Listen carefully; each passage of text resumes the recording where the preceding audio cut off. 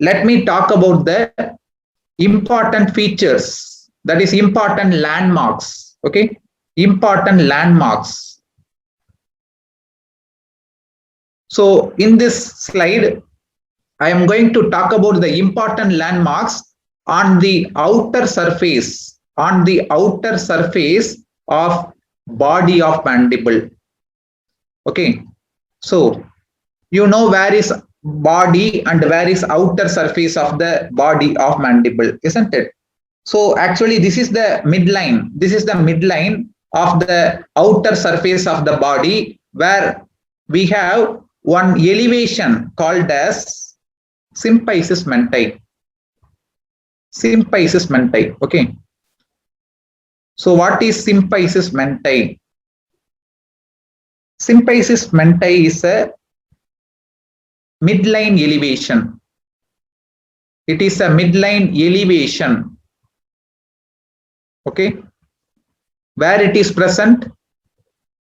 Outer surface of the body. Okay, the outer surface of the body at the midline contains an elevation called as symphysis mentae. Okay, and the significance of the symphysis mentae, it is the line, or it is the site of fusion of two halves of the mandible. So during ossification, the mandible bone will be ossified by two halves, right half and left half. Okay, the two halves of the mandible bone finally fuse with each other at the midline area called as symphysis mentae. So symphysis mentae represents the line of fusion of the two halves of the mandible bone. Fine. Now, can you see one triangular shaped elevation just below at the lower part of the symphysis mentae? At the lower part of the symphysis mentae, we have one triangular shaped elevation. What is that called as? Mental protuberance. Mental protuberance. So remember, mental protuberance is a triangular shaped elevation. It is a triangular shaped elevation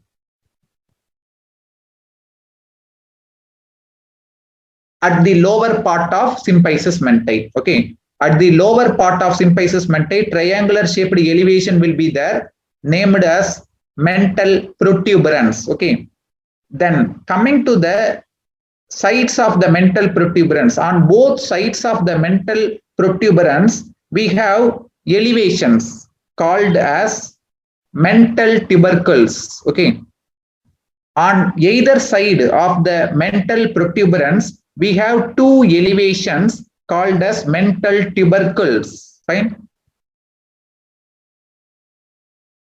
And I am marking one opening. Okay, I am marking one opening located on the outer surface of the body of mandible. What is this opening called as? Mental foramen. Yes, it is called as mental foramen. Okay, so mental foramen is a small opening located on the outer surface of the body of the mandible. And one more important landmark located on the outer surface of the body of mandible, I am drawing now actually, called as this elevation or line is called as oblique line of mandible. Okay, so number 5 is oblique line of mandible. Oblique line of mandible bone. What is the direction of the oblique line of mandible? Oblique line of mandible runs downwards. It runs downwards and forwards. It runs downwards and forwards on the outer surface of the body of mandible. Fine. And finally, one more thing I want to add. Just below the incisor teeth, we have depression called as incisive fossa. Incisive fossa is a depression just below the incisor teeth. Fine. So these are the various important landmarks on the outer surface of the body of mandible. Number 1, symphysis menti. Number 2, mental protuberance. Number 3, mental tubercles. Then mental foramen. Then number 5, oblique line of mandible. And number 6 is incisive fossa. Right? Now, let me talk about the important landmarks. Important landmarks on the inner surface, of mandible, on the inner surface as well as base of mandible, okay.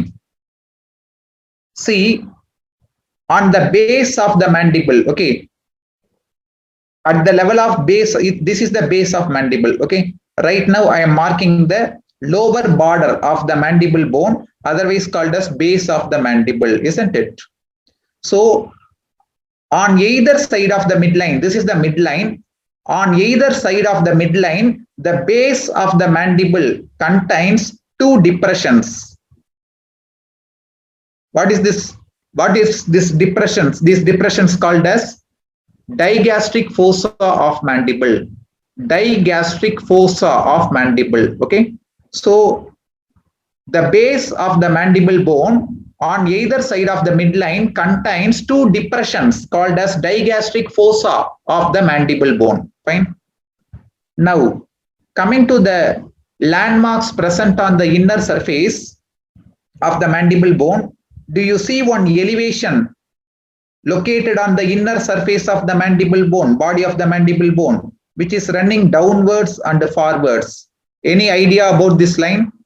Any idea about this line I am marking now? This is the mylohyoid line of mandible. Mylohyoid line of mandible. And just below the mylohyoid line of mandible, I am marking one area as number 3, okay, which is actually a depressed area, okay, called as mylohyoid groove. So just below the mylohyoid line, we have one depressed area called as mylohyoid groove. Is it fine?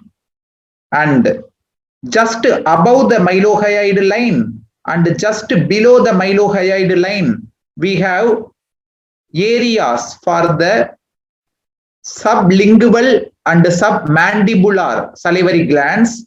Those areas are called as, just above the mylohyoid line, we have the sublingual fossa, and just below the mylohyoid line, we have the submandibular fossa. So the sublingual fossa and submandibular fossa, they contain the respective salivary glands. Sublingual fossa contains sublingual salivary glands, and the submandibular fossa contains submandibular salivary glands. Fine.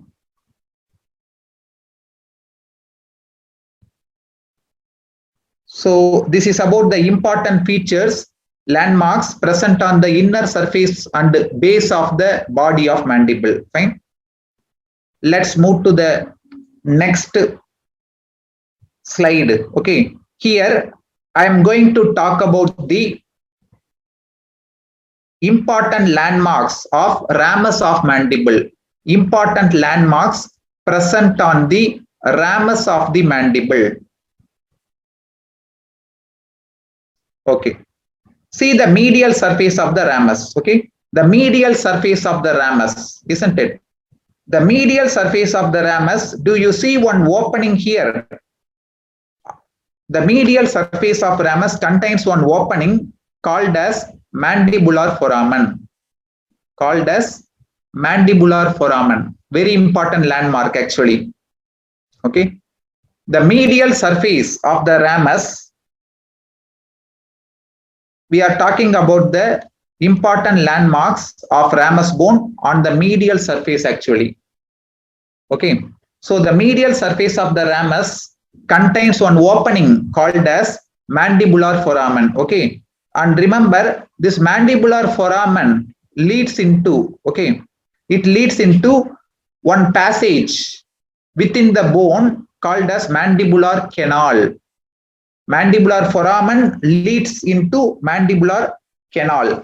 And this mandibular canal, actually after passing within the mandible bone, finally it opens on the outer surface of the body of mandible as mental foramen. Finally, the mandibular canal opens as mental foramen. Fine.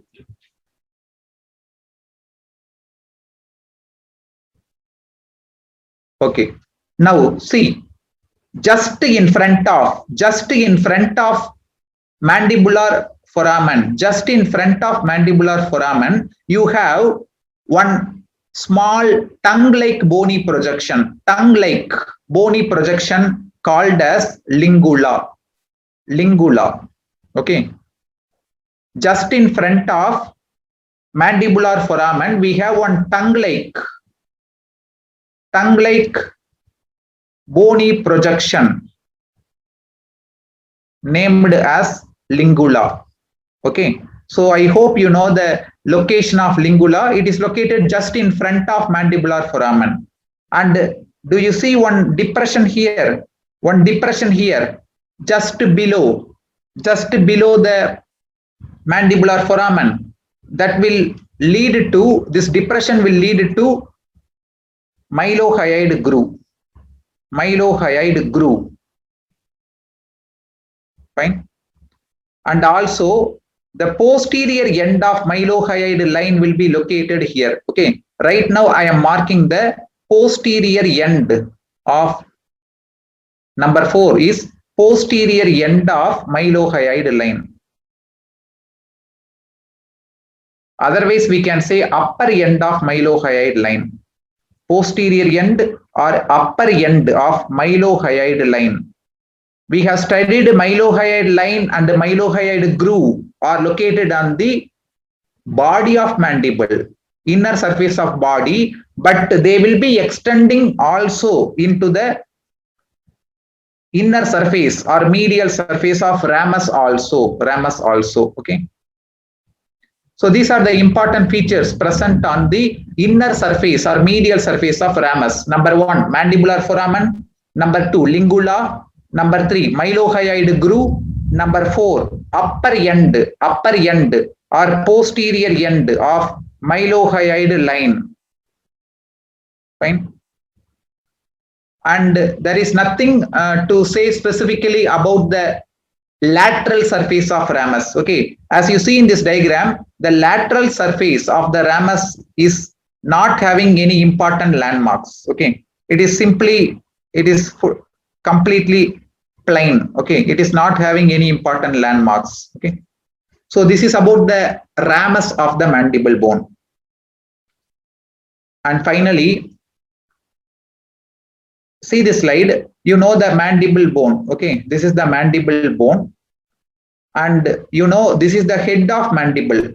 This is the head of condylar process. Actually, it is the head of condylar process.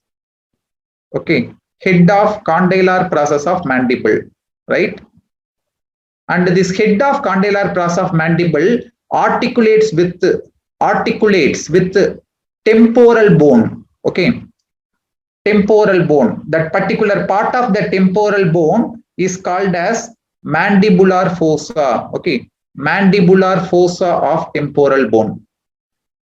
So what is the joint formed between mandibular fossa of temporal bone and head of condylar process of mandible? What is the joint formed between these two articular surfaces called as? Yes, TM joint, temporomandibular joint. Okay, so this is the location of temporomandibular joint. This is the location of temporomandibular joint, which is a bicondylar type of synovial joint.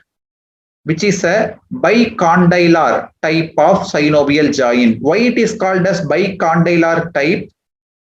Because both sides right and left sides, the condylar processes of the mandible bone is taking part in the articulation. So it is called as bicondylar type of synovial joint. Okay, fine. Thank you all. So this is about the external features. That means the parts and important bony landmarks present in the ramus and the body of mandible. Okay. Thank you all.